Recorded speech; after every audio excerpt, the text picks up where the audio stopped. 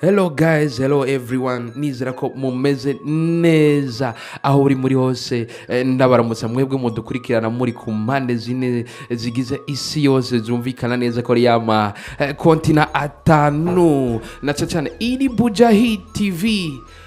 Ushobora kugira subscribe canke naho sabone ruhande haraga kengeri ama ugashobora gufollowinga na cyane kudufollowinga wirongera amakuru ikibiriraho imwe mu nkuru zishushe zikimota ubushasha nuko habonetse amafoto mashasha ya Diamond na Zari bagize ubukwe na cyane nkuko muri ko murabikurikirana kuri aya mafoto. Imwe mu nkuru yatangaje abakunzi benshi b'umuziki aho bavuga bati mbega bigenda gute aba bantu bashobore kutubesha igihe kingana uku. Ndakwibutsa yuko hari haci amezi hafi ane Diamond na Zari bamenyesheje ku mugaragaro yuko umwe atakiri muri relation n'uwundi canke batakiri mu mapenzi canke muri love n'uwundi na cyane nkuko ubyibonera muri aya mafoto